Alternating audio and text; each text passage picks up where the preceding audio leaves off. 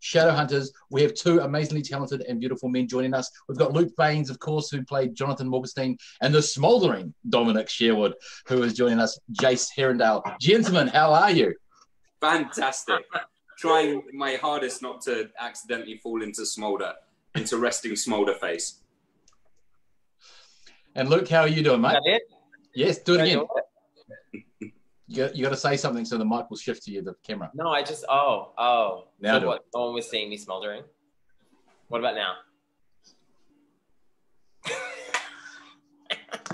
It's weird I wasn't the smoldering one on the show, isn't it? Yeah, well, I mean, you're like that character out of Jumanji. Your special power is smouldering. So, gentlemen, I'm not sure how much you know, but New Zealand has been in lockdown for our 5th week now. The plan is to come out of level 4 and into level 3 next week, which is basically lockdown with takeaways. But how are you guys doing? Where are you guys locking down, and what have you been doing to keep yourself sane? We're both in LA, and the lockdown here is it was rolled out kind of like gradually. So it was, stay at home kind of, and then it was like, no, stay at home. And now it's like, don't go anywhere without a face mask. So, it's been an interesting couple of weeks, but honestly can't really complain, have a roof over my head and I'm healthy. So, still have some cold beer. What's important? The important things. Agreed. Yeah, no, it's the same with me. Just, adhering to as much social distance. And I think what people don't realize is you're not necessarily, the concept of wearing a mask isn't, and I actually had to explain this to someone in a supermarket the other day who was wearing a mask, but around her mouth, not around her nose. And I had to explain to her that you understand that the mask isn't protecting you.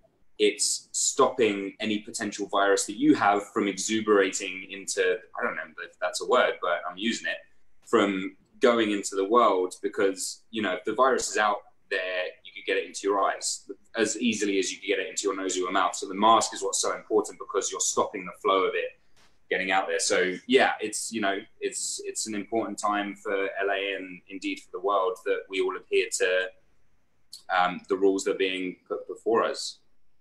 We'll look after each other, keep each other safe. 100%. I also love that Dom is handing out medical advice in supermarkets. 1, I appreciate that. 2, I also love that last time I saw Dom, I bumped into him at the supermarket. That's right.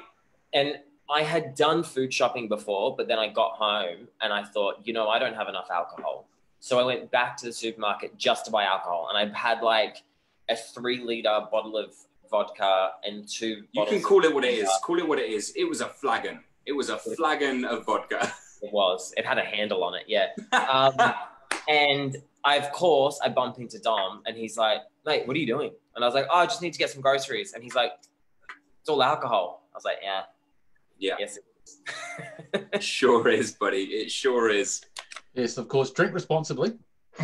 Of course. But make sure you've got enough, I suppose, is the message. That's what I would define as responsibly. So, yeah, Luke, I'm really glad to see you, actually, because we almost killed you last time you were in New Zealand, didn't we? You did, and I showed you what a tough man I am. So for those of you who have had the pleasure of meeting Luke in real life, you realise he's got about 0.5% body fat. He is basically skin, bone, and tendon and hair. And we decided to take him to the Blackwater rafting in the Waitomo glowworm caves, which was a fantastic experience, except that it was like, I honestly felt at one point there was a motorboat, because someone was shaking so violently from the cold that it was churning up the water as we were going through. But it turned out he was saved by hot raro, which is an orange drink over here. They had to pour hot cordial down my wetsuit. I feel like you and I have a similar story to this as well. You're not great with the cold, are you? Do you remember when we drove 3 hours north of Toronto to go? It was a frozen lake. Yeah, it wasn't a frozen lake, was it? I mean, it was cold, but the rest of us dealt with it, fine. And we on our way up there, we drove up, and we were in the car together, weren't we? And we stopped because we were like, oh, we don't have any wetsuits. We're going to need wetsuits to go to this sort of scuba diving Royale region of Canada. So we stopped and we got wetsuits, and there weren't any that didn't have. The only ones they had were sleeveless wetsuits. I'm like, well, you know, better than nothing, better than boardies. So let's do it. And we grabbed them, and I have an amazing video somewhere on my GoPro of I got him first, and then I watched Luke dive into the water, and I follow him from above the water to below the water. And the second he goes below the water, it's very muted, but you just hear him go, and then straight back up. The only time he's spent in the water the whole trip. That's so funny. Eat a burger, man. Honestly. Yeah, well, deal with the cold. I know my strengths and my weaknesses, and I will say that I probably saved your life on that trip, because if you remember,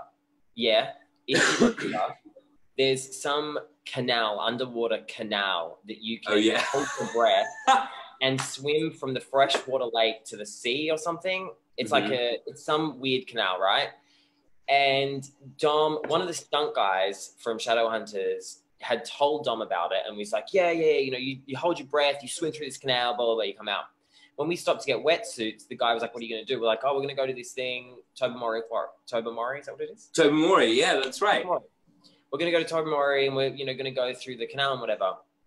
And the guy was like, oh, no, don't do that. He was like, people die there like every month.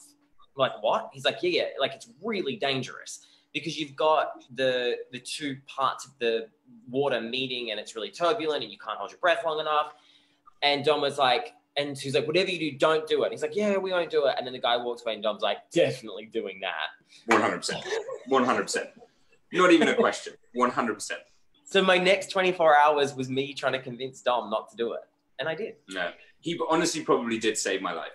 I've known you for over 10 years. You've probably saved my life more times than I would care to count. Yeah, definitely. But you've also saved mine a few times. Like that time on Venice Beach with the police, where I decided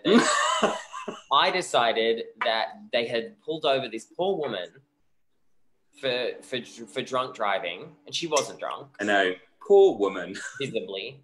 It was like 3 a.m, and it was obviously had been drinking, but I saw something pulled over, and I decided to take it upon myself to tell the police officer what a drunk person looked like, because I was that person.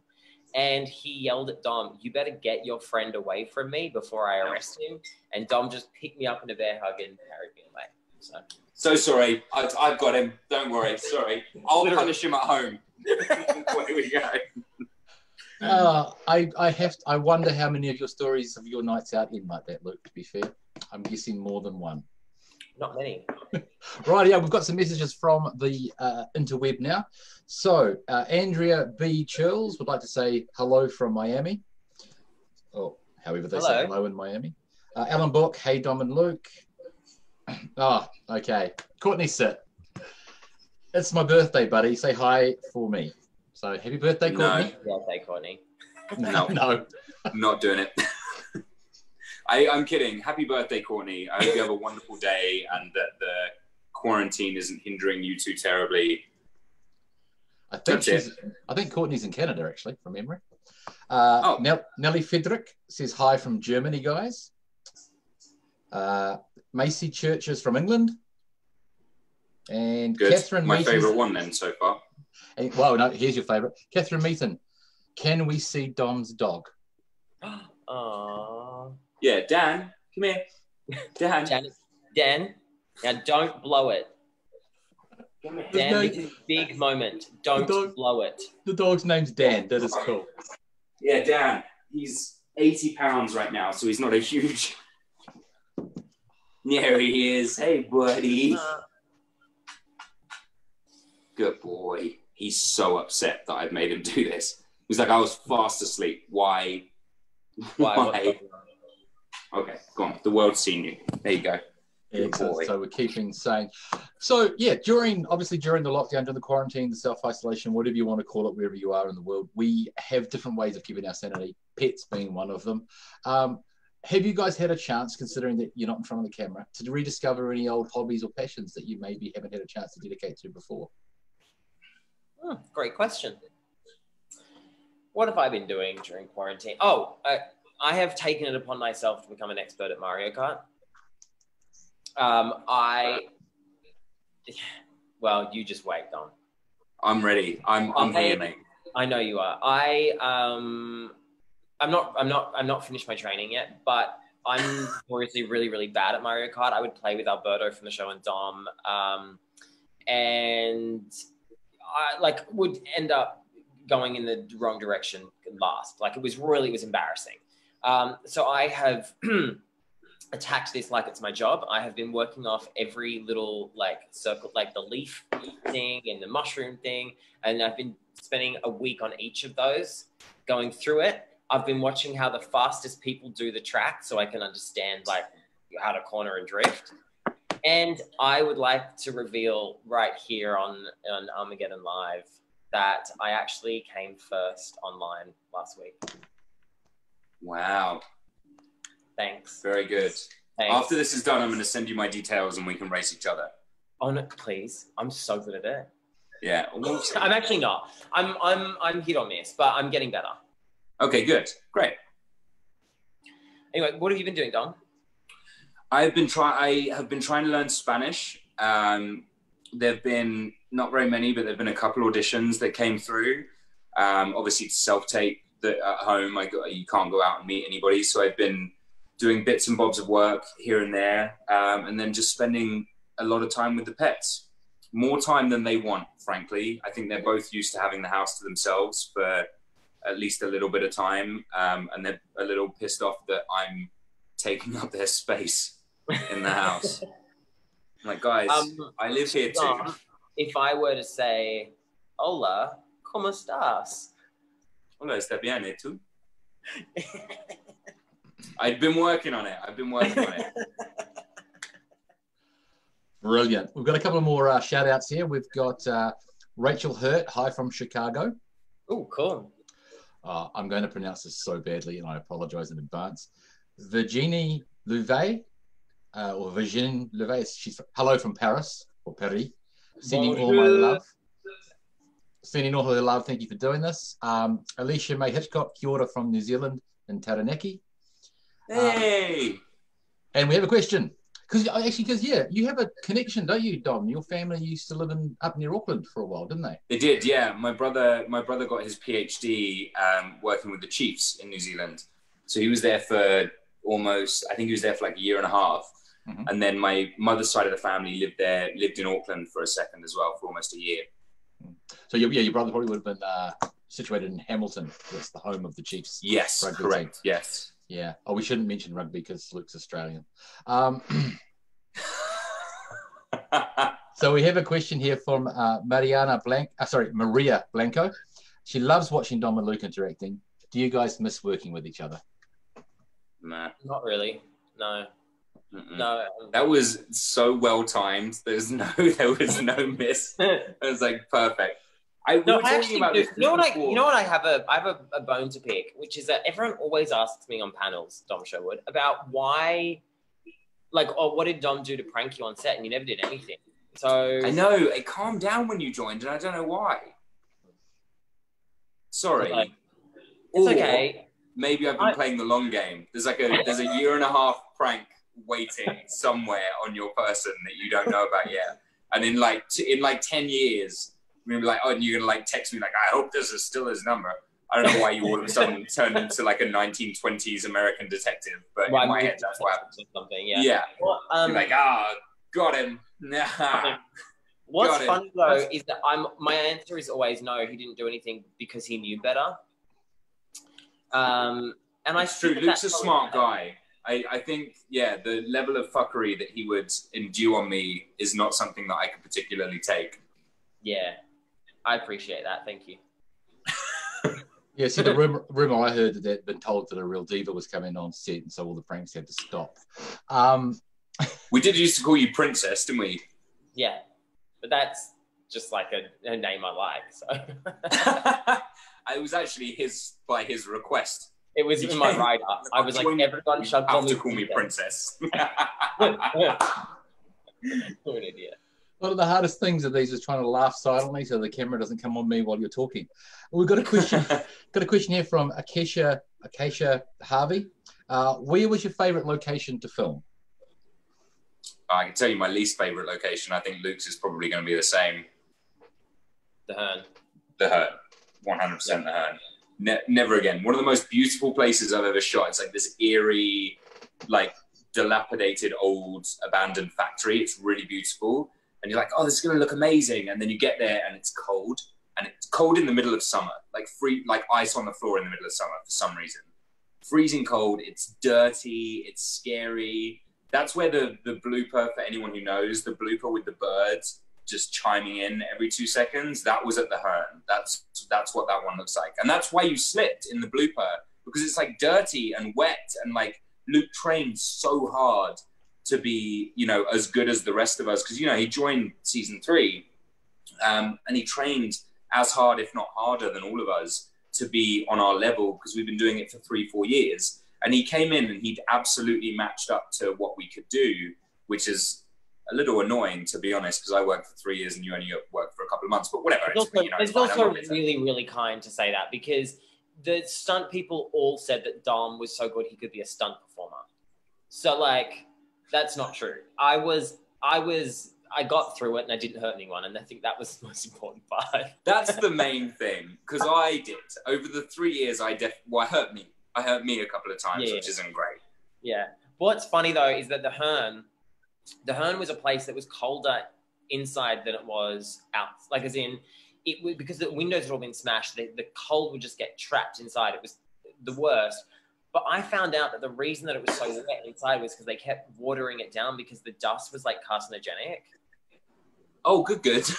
Yeah, because it used to be a coal factory or something. And they were like, oh, we have to put it down to know. Breathe into it. And I was like, you do know that when you water it down, it freezes, right? And that's when you get slipping.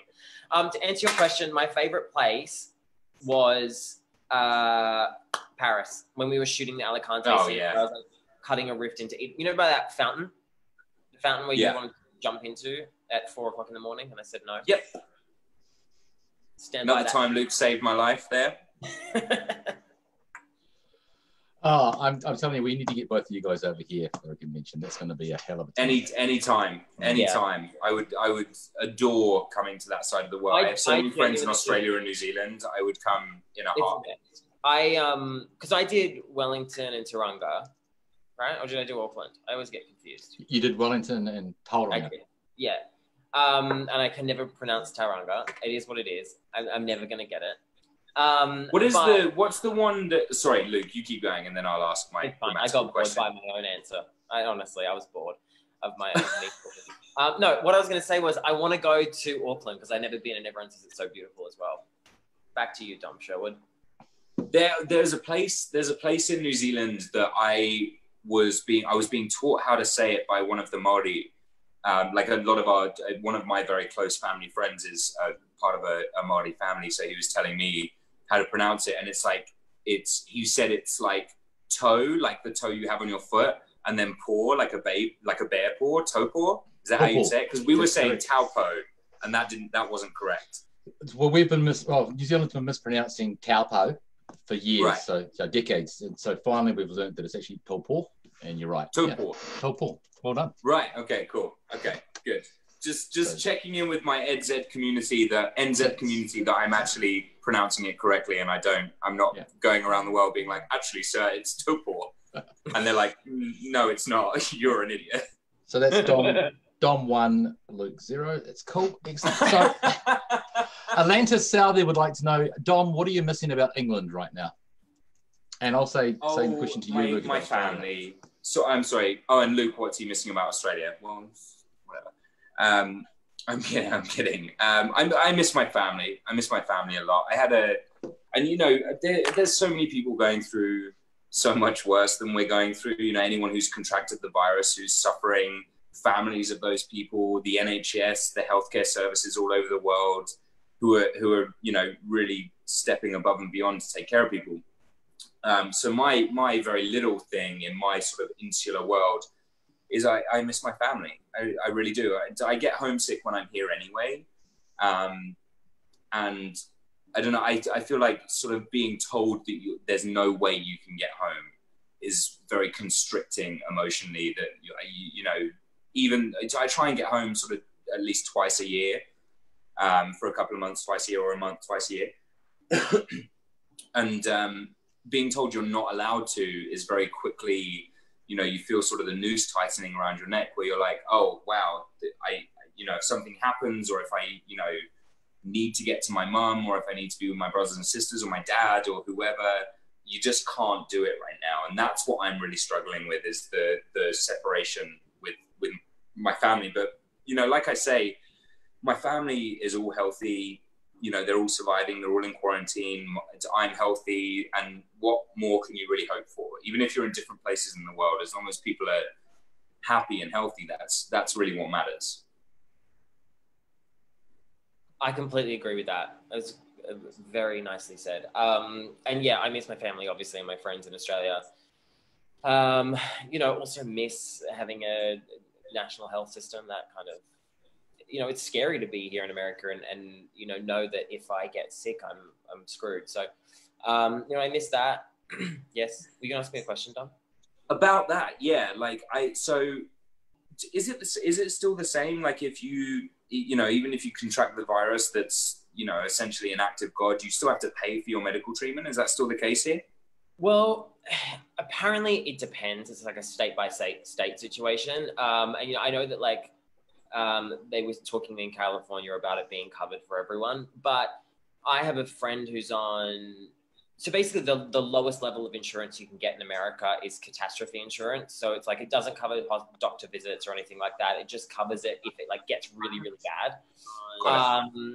And that isn't even like, Corona is not covered under catastrophe insurance. So wow, it has to be something that's covered by the state. So I have no idea.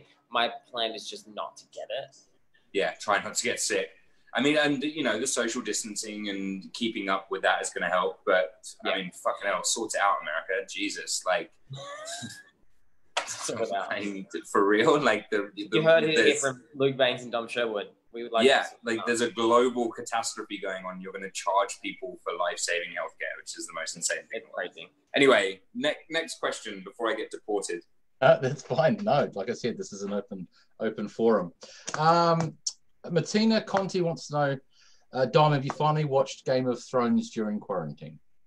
No, I haven't. My one of my ex-girlfriends. Which one? We'll call her the one that got away. What, from the basement or? Yeah, she figured out them damn locks. One of my ex-girlfriends was very eager for me to watch Game of Thrones. And I don't know if it's because I joined late and I knew everything about it and I knew how the story ended. But for some reason or another, I didn't enjoy it. I really didn't enjoy it. And I know a couple of those guys personally, and I wonder if that took me out of it. I'm not sure what it was, but for whatever reason, it just wasn't for me. Which is an interesting concept, which my girlfriend at the time and I had some conversations about. That's kind of what art is, right? Like you can't have everyone enjoy one thing without people not enjoying it. Otherwise, everyone's opinion is the same. And that's not what art is. Art is kind of controversy, and it's the ability to make some people happy and some people sad, or, you know, make people cry or make people smile. And the juxtaposition of light and dark together is what makes art so special. So you know, that's a big reason why, you know, when people say they didn't enjoy our show or something that we've done or whatever, I don't take that to heart, because I think it's as important as people enjoying it, because you can't have light without dark. I got very deep into a question that was about me watching Game of Thrones. No, I've not watched Game of Thrones. Sorry, that's the answer I meant. Me neither. I haven't watched it at all. I thoroughly enjoyed that, though, to be honest. I think it was great. I think it's a debate that is of our time.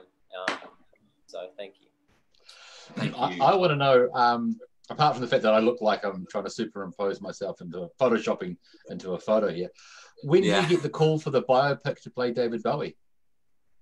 Me? You reckon? Yeah. 100%. I think you look more like Bowie than I do.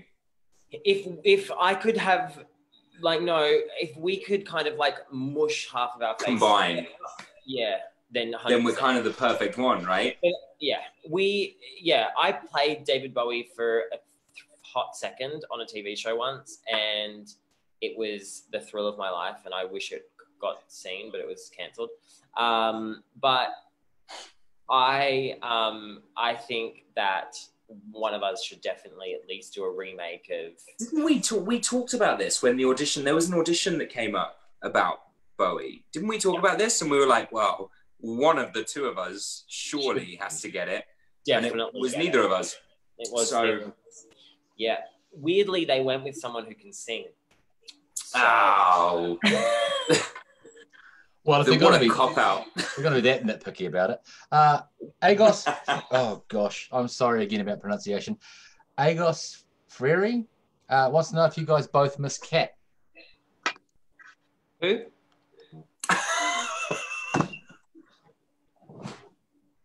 I'm kidding. I'm kidding. No. She was the PA on season 3, right?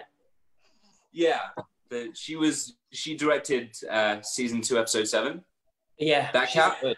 She's good. She was good. No, she was a good director. It was a good episode. Kat, I actually, to be fair, I can't miss Kat that much because I saw her yesterday or the day before. When did she come drop off some wine?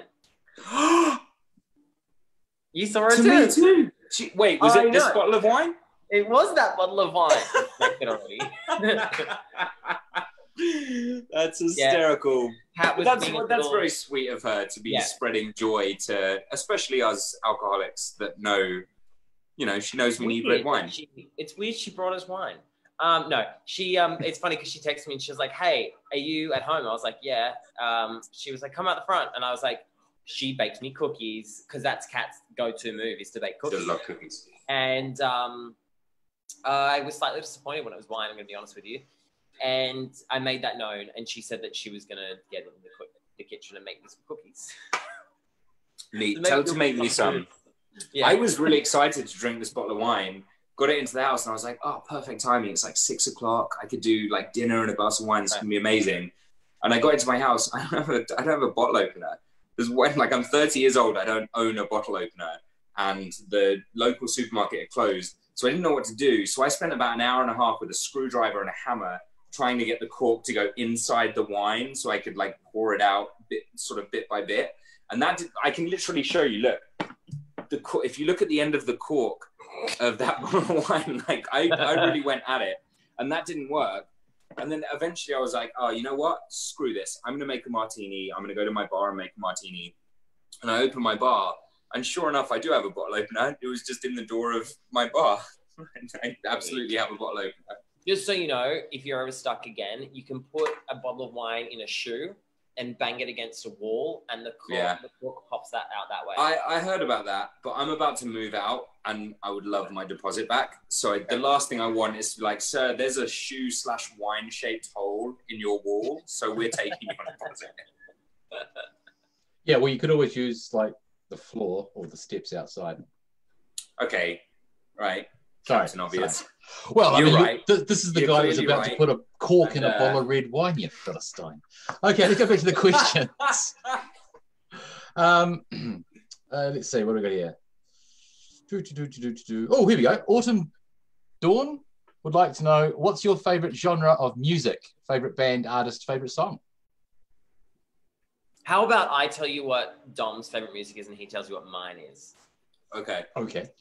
Dom's favorite music is, I mean, he's a very complex human being, so it does range. He definitely has a penchant for musical theatre songs. But pretty much only 3 musical theatre songs on rotation, which is the one from Mulan, How Do I Make a Man Out of You, Waving Through a Window, and I want to say like something from The Little Mermaid. No, Lion King. No, what is it? I've often dreamed of a far-off place. That one. And I don't know where it's from, but he always plays it. Hercules. But if he's not listening to that, he likes some like acoustic indie music, a bit of a Alex Kinsey vibe. Yeah. And then he also loves like a good like proper metal, not metal, but like a proper like rock dance around being an idiot. Yeah, spot on. So here's what Luke likes. Luke likes like late 90s, like dark thrash metal. Like when you have to inhale more than you exhale to sing, anything that sort of sounds sort of like that, or Dan did not like that noise at all. I'm kidding. It's okay, buddy. It's okay. Sit. Good boy. Luke, what does Luke like? So Luke, you're in that musical theatre world as well. You love a bit of waving through the window too. I do. But if I had to go with it, I'd say like more in the sort of Beyonce vibe. Like that would be your, like if you had a playlist, yeah, like 50% of it would be something Beyonce or Gaga. Really? No, is that wrong? I mean, I don't really like Beyonce or Gaga. But but on a bus trip in New Zealand, we listened to Katy Perry on repeat over and over and over again. Didn't we? You did listen to Katy Perry on repeat. That's because my friend wrote that song and I was just trying to get her some royalty. No, but you were right when you said late 90s. My playlist is like anything from the late 90s. Like, but mostly pop. It's like trash. Yeah, like NSYNC and like, yeah, NSYNC. you're right. That's the crap I always play. But no, I mean, actually, I think Beyonce is obviously a god, or you know, I think at some point in our lifetimes we'll find out that she is a god. And she's amazing, but she's not like my go-to for a jam. That's all I have to say about that. If you don't let go of it, I can't throw it.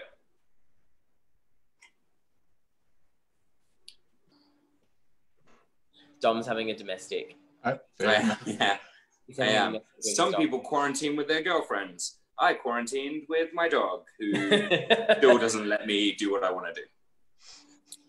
So it's basically the same relationship.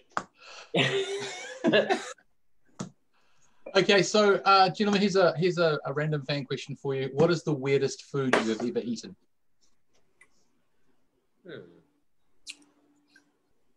I ate crickets when I was in Kenya. I ate crickets, like curried, not curried, spiced crickets. I ate spiced crickets. That was a bit weird. I didn't thoroughly enjoy it, but it was something that the guys I was working with said I should do. Turns out it's not really a custom there. They were just kind of messing with me, and that's, you know what? That's okay. I'm all right with it. I'm all right with it. We were best friends after that. I guess probably like prawn heads. You know, when you have to like deep fried prawn heads or whatever it's called. Not fun. Escargot as well, I guess. Snails. I was going to say, you've eaten snails, and that's weirder than prawn heads. I mean, I don't like actively order snails. I've had it a couple of times, and to be fair, the like garlic butter sauce that comes with it is like amazing. That's pretty much my story about eating weird things. I was going to say prawn heads isn't weird. Prawn heads is a delicacy. Prawn heads.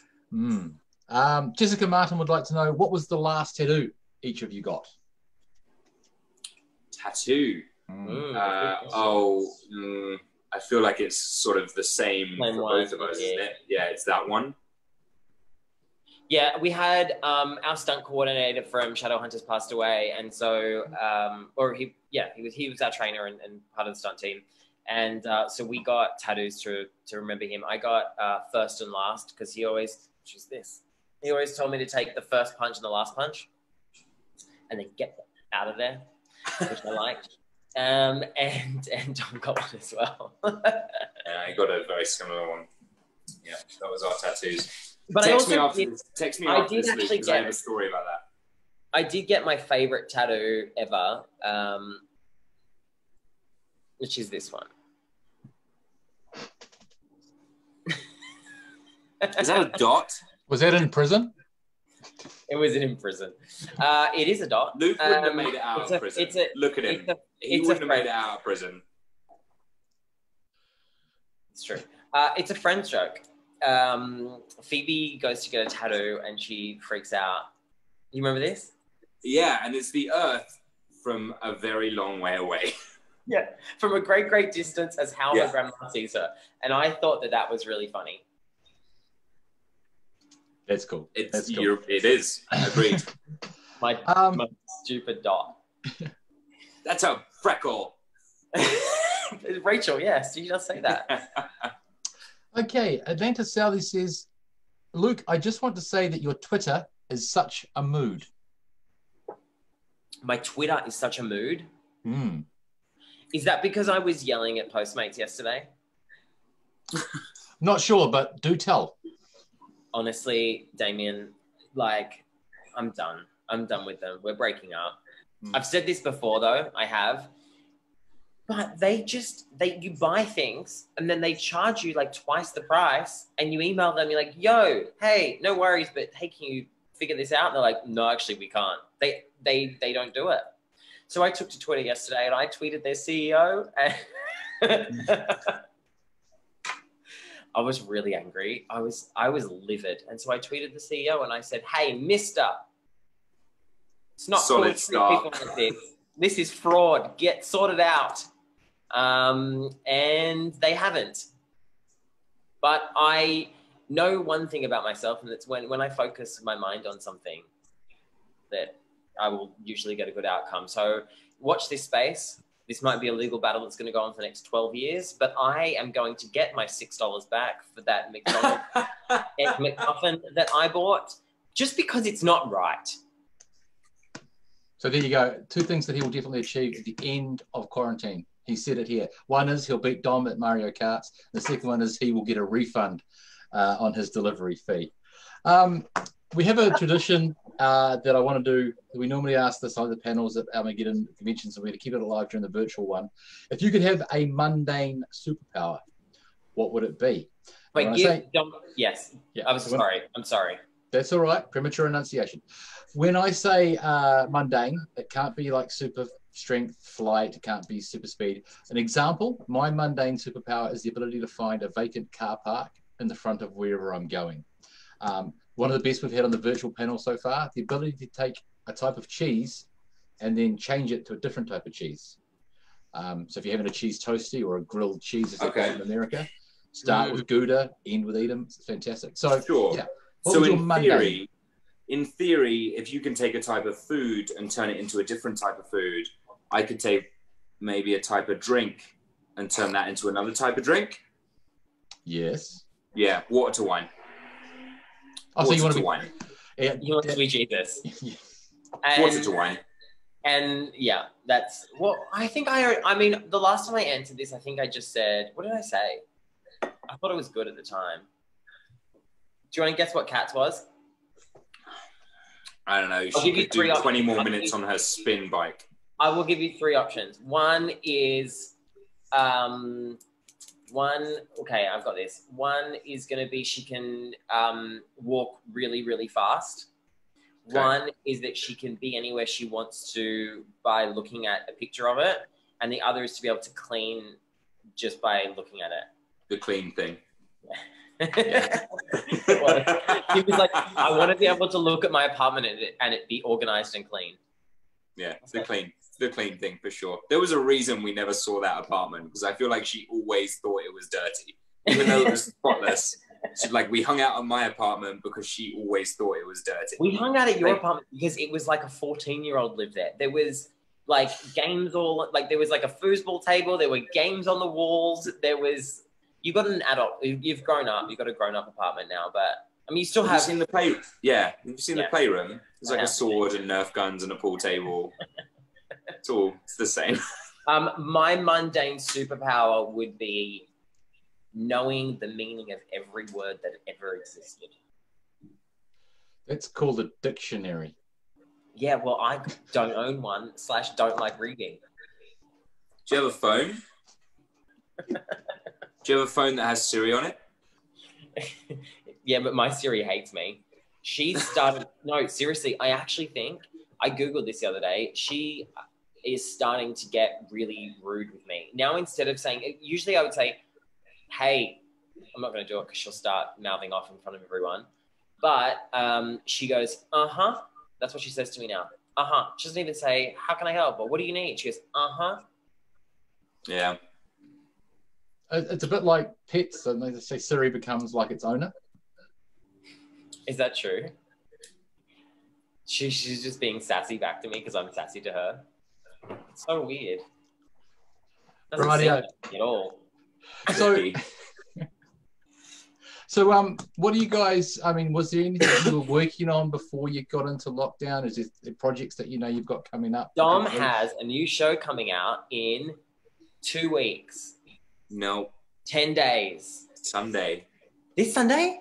This Sunday, yeah. I set the reminder on my Instagram for it. So yeah, Sunday comes out on Sunday. Sunday, I think in Australia as well. I'm not sure about New Zealand, and I also can't remember the streaming service that Australia uses. But I know it comes out on the same day, on the 26th of April. I'm in a show called Penny Dreadful, City of Angels, which I'm really excited about. It's a really interesting concept about 1938 Los Angeles and the unrest that's kind of going on around that time and within those communities.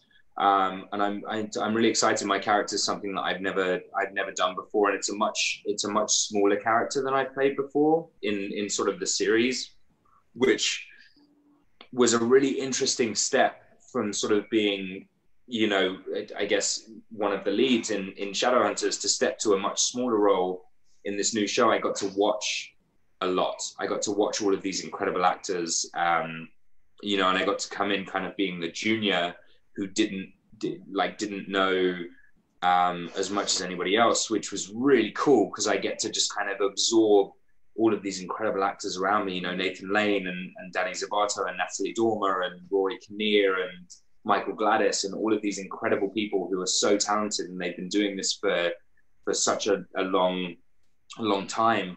I got to really absorb, any knowledge that they were sort of willing to impart on me.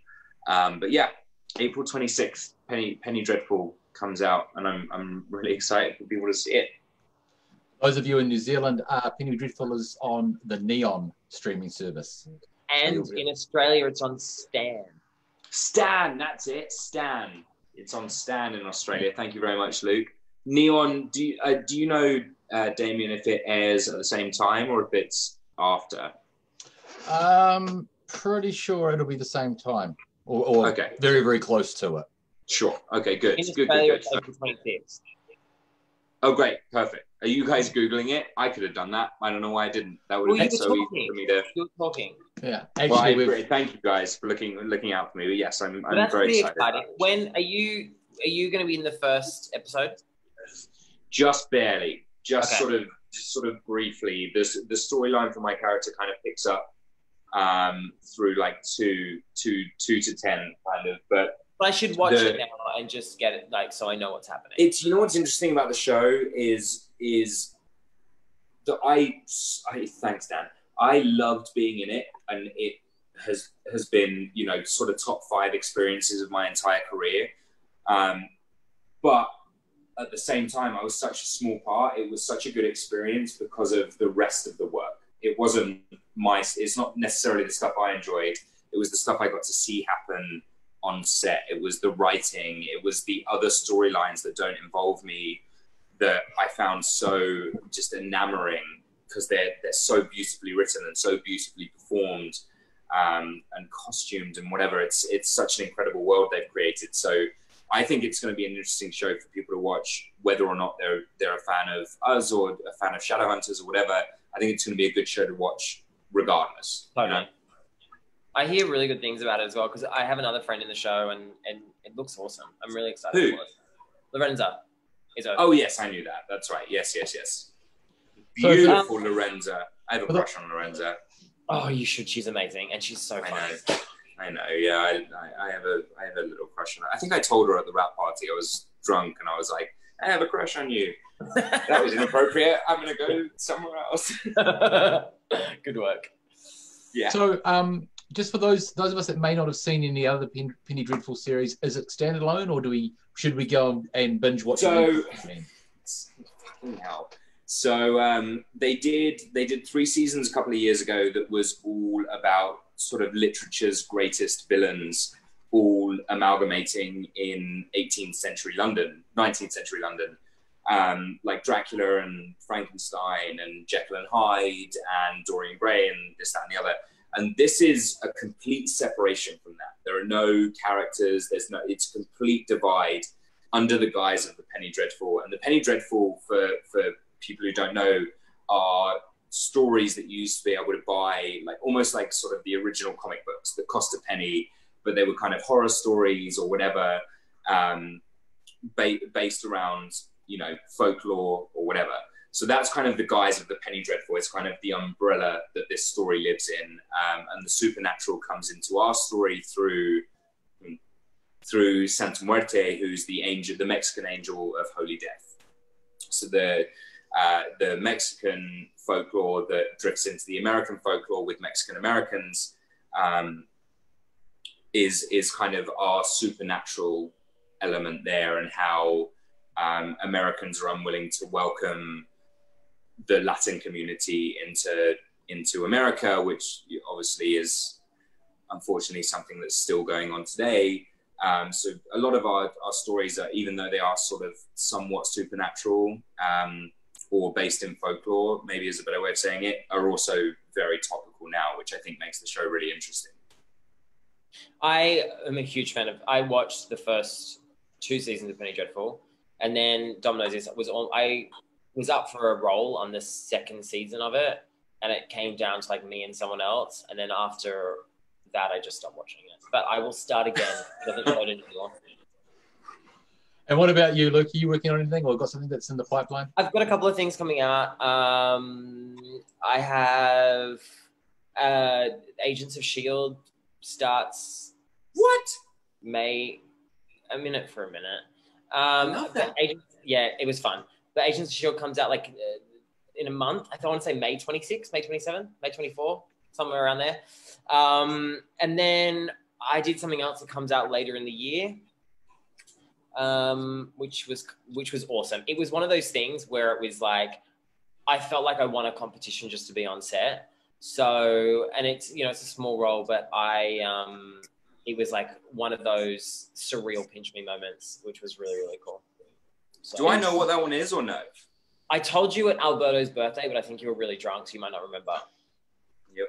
Do you remember or not? Mm-mm. I'll text you. Yeah, text me and let me know. Yeah, text him after this so he doesn't blurt it out, because I think you're still under an NDA. It's a very good idea. Very good idea. Honestly, that was one of those like NDAs that like I'm genuinely scared of.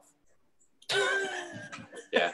Tell people what an NDA is, by the way, because that's something. An NDA is a contract that you sign that you know, it's a non-disclosure agreement. So essentially, I remember. You remember? I remember now. Yeah. No, you can't tell anyone about the project, and everything's super confidential. And we all go through them. Like we had an NDA on Shadowhunters, which is why, you know, I wasn't announced on the show for 4 years. But this is like, but you kind of go through different NDAs, right? Like there are NDAs that you're like, oh, well, you know, I probably shouldn't tell people about this. But then there are ones that you're like, well, I could probably get dragged off into a corner and shot if I tell someone. So. Brilliant. So unfortunately, all good things must come to an end. And as much as I could spend the rest of the day just hanging out and talking to you chaps. Again, sorry to everyone that we didn't get to their questions. One more time, Luke and Dom, thank you so much for giving up your time today. Thank you very, very much. I missed you so much. When Bill reached out and said, you know, can you do this? I was like, of course. It was my first convention, so I'm really happy to be here. And I still have, I was showing Damien before we started, it's my last block of Whittaker's chocolate, and I have been rationing it. So I miss you guys a lot, and I think about you daily. Excellent. And yeah, yes, Damien, thank you very much, mate. It's for involving. Luke actually invited me to this as sort of an add-on, so they wanted Luke more than they wanted me, and that's fair. I understand. They didn't reach out to me, but that's cool. No, I'm kidding. It genuinely was a real pleasure, and thank you for having me be a part of this. The fact is that we knew Luke. We had the contact. If we had your number, we probably would have called you first. Honestly, it's the truth. It's the truth, and that's why I love them. Regardless, again, thank you so much for your time, gentlemen. Stay safe, stay on the line. We'll have a quick word to you after this is all finished. But Armageddon New Zealand. And for those of you that tuned in around the world, apologies if I didn't get to your question, but thank you once more for joining us. Stay tuned on the Facebook page for Armageddon Expo. They'll be announcing more panels for next week. Until then, be safe, be kind, stay home. See ya.